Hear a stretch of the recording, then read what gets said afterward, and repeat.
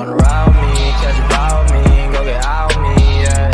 Shawty, I'm a riding G, I'm a dying piece, I'm a ride with me. Pernahkah kamu ketika berada di ketinggian lalu melihat ke bawah dan terbesit pikiran, apa rasanya jika aku melompat ke bawah? Atau mungkin kamu sedang duduk menikmati pemandangan dari atas tebing, lalu tiba-tiba berpikir betapa mudahnya untuk melompat ke bawah.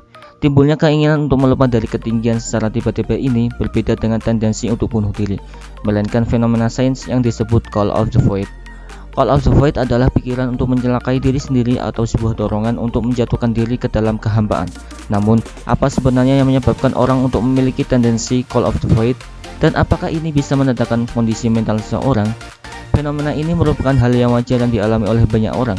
Meskipun terdengar membahayakan diri dan lebih mengarah kepada tindakan bunuh diri, namun fenomena ini justru lebih mengarah kepada bagaimana cara mempertahankan hidup.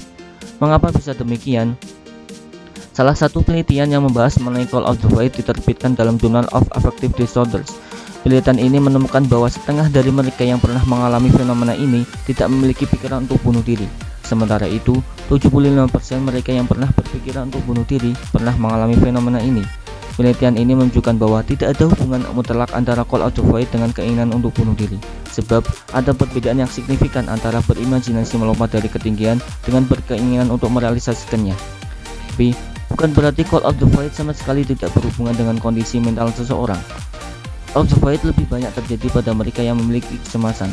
Never Hermes, peneliti yang memimpin studi mengenai call of the void, mengatakan bahwa fenomena ini sebenarnya berkontradiksi dengan keinginan untuk bunuh diri. Sebab call of the void bisa muncul karena alam bawah sadar seorang mendorong mereka untuk bertahan hidup atau survival instinct.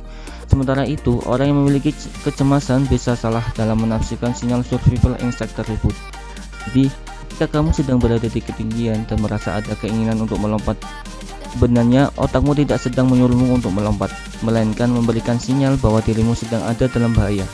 Apabila kalian pernah mengalami call of the void, tidak perlu khawatir atau merasa tidak normal, sebab call of the void tidak bisa diinterpretasikan sebagai keinginan untuk mengakhiri hidup.